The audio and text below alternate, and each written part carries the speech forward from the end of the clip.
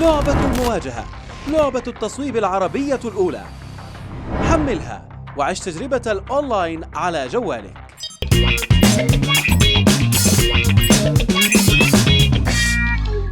اهلا وسهلا يا جماعه، عاملين ايه؟ انا هيا برهام من عرب هاردوير، والنهارده في ايفنت كوميكون في دبي للبوث بتاع بلاي ستيشن ديترويت بيكام هيومن، ومعانا النهارده الليد رايتر بتاع اللعبه مستر ادم ويليامز. Hi.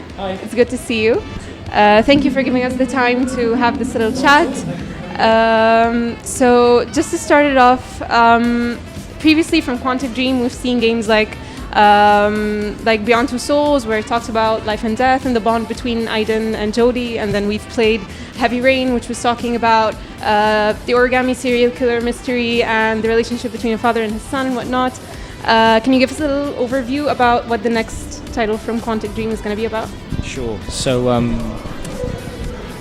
when I'm trying to summarize Detroit, or when I answer the question, what's Detroit about? There's kind of two answers, and we've talked about this. On the one hand, you could say the game is set in the near future. It deals with a society that's very much like our own, with one important difference, which is that androids, machines that look like humans and talk like humans, have become everyday technology and have transformed society. They've made a lot of people very rich. They serve in all kinds of jobs. They've replaced teachers, factory workers, school nurses, etc. But they've also created a lot of social tension because a lot of people are unemployed now. A lot of people don't have the purpose or the meaning that they used to have in their lives. In that context, in that tension, our story begins when a strange phenomenon is starting to take place. Some machines appear at least to be feeling emotions and desiring freedom, and those machines are known as deviants. So the game is about three such androids who each experience this deviancy crisis from different angles. You have Connor, who's a special advanced prototype designed to hunt down deviants and destroy them. You have Kara, who's an android that goes on the run with a human child that she wants to take care of. And you have Marcus, who falls in with a group of other deviants and begins a political movement to try and earn freedom for deviants. So that's the first answer to the question, what's the game about? The second answer is, because it's an interactive drama where your choices change the story, Detroit's about you as a player. The choices you make are going to radically change the story, and there are so many versions of the story that different people are going to have their own version of the story based on the choices they made. So in that sense, Detroit's kind of like a mirror. It holds up a mirror to you as a player. Usually the Quantic Dream games are based on like heavy narrative and choice and consequence branching and whatnot. How difficult was it to ensure that the system remains the same but even more advanced with such a rich story this time in this game? Well, Detroit is a bit different to the previous two games. Firstly, in the extent of the bending. By bending we mean the extent to which the story changes based on your choices. Detroit is another level of bending entirely from anything we've ever done before. So managing that took a lot of work and meant a lot of heavy design lifting, but we think it was worth it because it means that your choices as a player are always significant and will always have consequences. But the second respect in which it's different is there's a real emphasis on gameplay. The same principle of immersion that drove our narrative design. You know, we wanted to immerse you in the life of these characters through choice, so that your choices really aligned you with the character. What happens to that character is a result of choices you've made, and who that character becomes is a product of the choices you've made. The same principle was applied to the gameplay. The gameplay is all about immersion. So we leave the player in control as much as possible. There's very little use of cutscenes, which you've probably seen from the build. Different characters have different abilities, which means there's different gameplay that's specific to each character. Each character has a kind of texture, their own texture of gameplay. But more than that, the gameplay is on the principle of memetics, of if the character is in a stressful situation, you as a player will experience that stress through the way you interact. If the character's in a reflective place, you'll have more reflective interactions, and the effect of that is to really align the player with the character so that you're inhabiting their experience.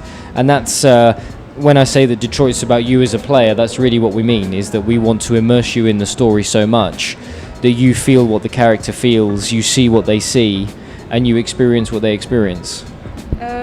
So writing characters like Kara, Connor, and Marcus, they're androids and they're not human. Did you have any inspirations behind writing these characters? It's a very good question. So as a writer, you're always, if you're writing for a character, and when David Cage and I were writing for these characters, you're always trying to find what you can relate to in the character to help make them believable and to help make them feel real.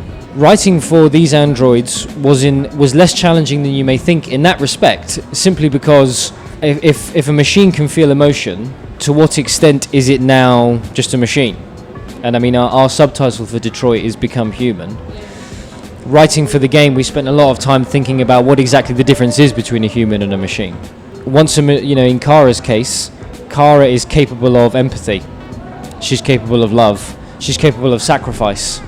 She thinks that Alice's life is more important than her own life. She thinks that Alice's happiness is more important than her own happiness. If a machine's capable of that kind of emotion, is it still just a machine?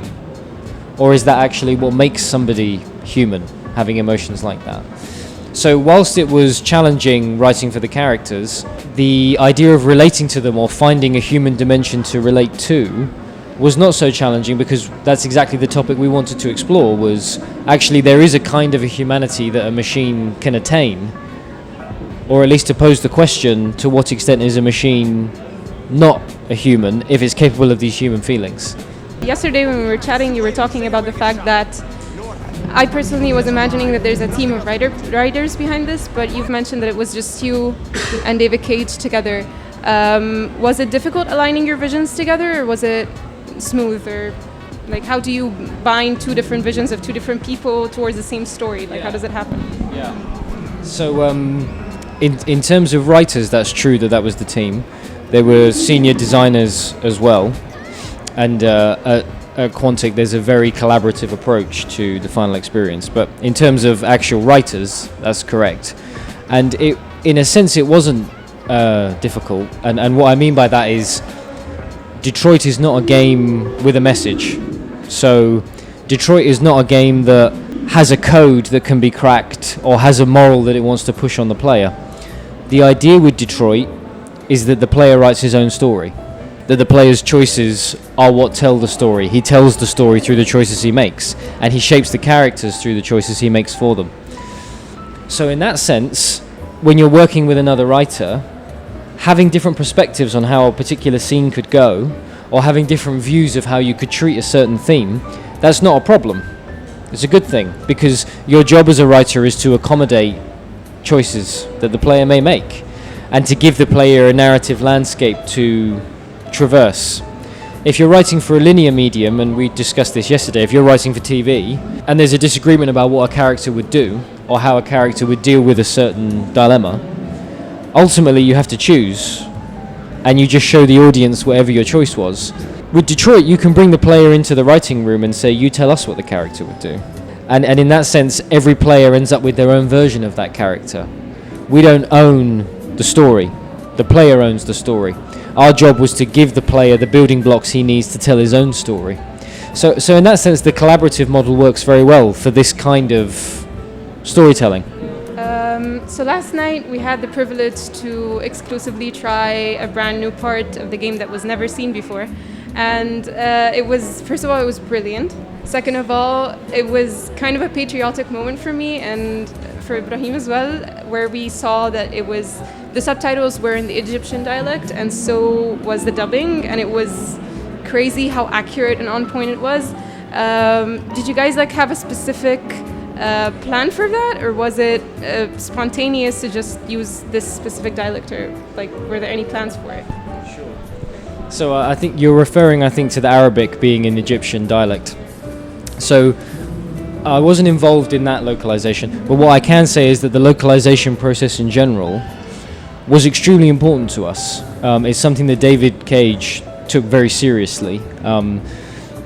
which was wise, I think, because the game, so much of the game hinges on the story and on your relationship with the characters. And so giving people a version of the story that is completely clear and accessible to them in the language they're most comfortable in, it enhances the game tremendously. If it's all about immersing and identifying with your character, you need to feel at home in the language they're speaking.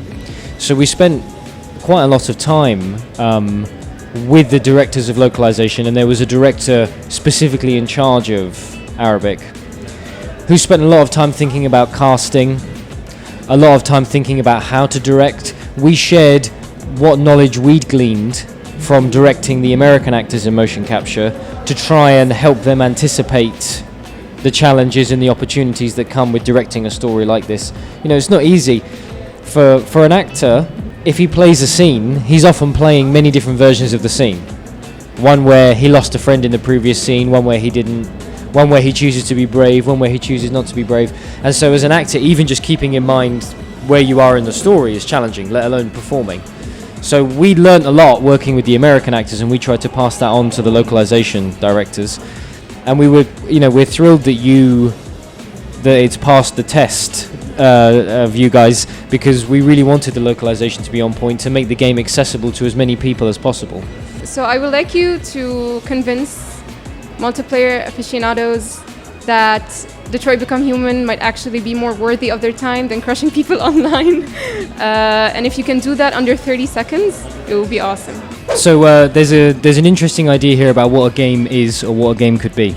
So there's one sense of game which means a toy or a distraction or escapism, fun escapism. And I wouldn't want to challenge the validity of a game that's like that. I play games like that. I think everybody enjoys escapism sometimes. And a lot of these multiplayer shooter type titles you refer to, they're very good at taking your mind off your problems. You go somewhere else when you play them. We at Quantic think that games can also be something else. Instead of something that helps you escape the world, they perhaps make you think about the world. They're perhaps a way back into the world, a way of looking at the world from a new perspective, of thinking about issues that affect the society you live in. Maybe even making you think about who you are or what some of your values are. And so in that sense, this kind of single-player interactive drama is very good for that. Thank you so much for your time again, and we're looking forward to seeing the game finally on May 25th. And we'll play it in both. I'll play it twice, once in the Arabic dubbing and once with the English one, and maybe I'll play it even more times to get all the final endings, hopefully. Yeah. It's going to be replayed, so I expect that you'll want to replay it and see some of the things you missed on the first playthrough, because there's so much choice in the game. It's impossible to see everything in one playthrough. Yeah, have a great day. Right. You too. Okay.